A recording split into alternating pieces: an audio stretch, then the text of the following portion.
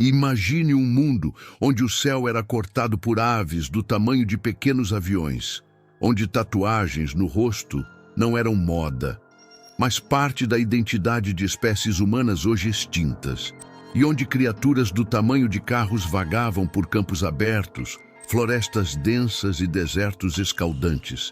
Esse mundo existiu, e ele é muito mais recente do que você imagina. A linha do tempo da Terra é vasta. Mas há apenas 200 mil anos, a realidade era outra.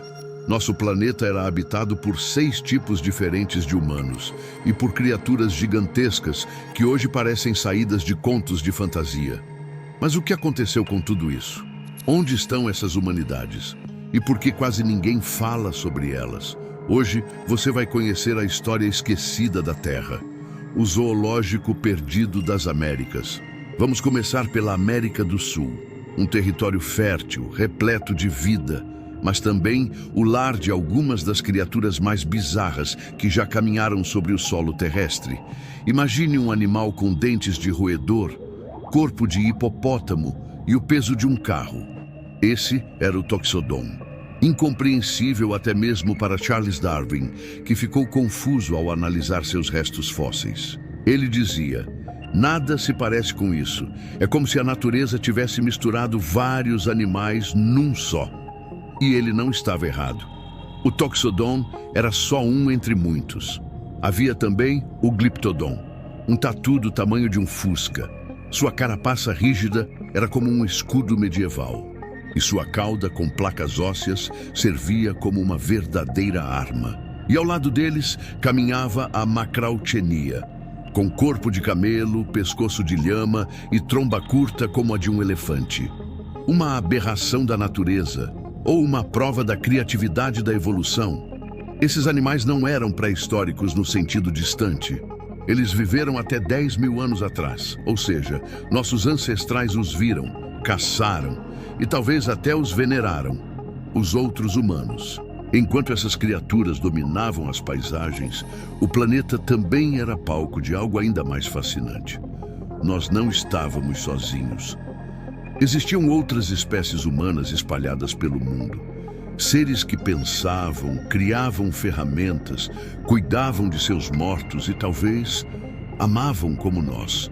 Na Europa viviam os Neandertais, fortes, adaptados ao frio, com cérebros maiores que os nossos. Eles enterravam seus mortos com flores e objetos, desenhavam nas cavernas, tinham cultura, tinham alma. Na Ásia, os denisovanos deixaram traços apenas em DNA e fragmentos fósseis, mas sua herança genética vive em povos modernos do Tibete, Austrália e Sudeste Asiático. Mais ao sul, em uma ilha isolada da Indonésia, vivia o Homo floresiensis. Com apenas 1 metro de altura, ficou conhecido como o Hobbit da vida real. Uma espécie humana anã, adaptada ao isolamento, com cérebro pequeno, mas grande inteligência. E ainda havia o Homo heidelbergensis, que muitos acreditam ser o ancestral comum dos Neandertais e de nós, Homo sapiens. No total, ao menos 6 tipos diferentes de humanos coexistiram. Alguns se encontraram, alguns se cruzaram, outros desapareceram para sempre. A chegada dos sapiens. E então, chegamos nós, o Homo sapiens. Surgimos na África há cerca de 300 mil anos, mas por muito tempo éramos apenas mais uma das espécies humanas, nem os mais fortes, nem os mais numerosos, nem os mais adaptados. Mas tínhamos algo diferente, algo que não podia ser medido apenas por músculos ou tamanho de crânio.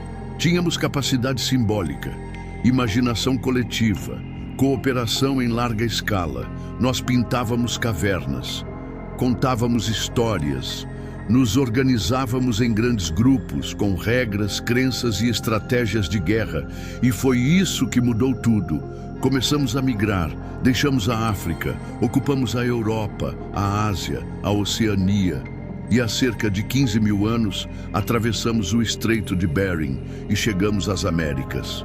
A grande extinção. Mas por onde passávamos, algo estranho acontecia. Os grandes animais desapareciam. O Glyptodon, o Toxodon, O mamute, a preguiça gigante, o tigre dentes de sabre, todos sumiram poucos milhares de anos após a chegada dos humanos. Coincidência?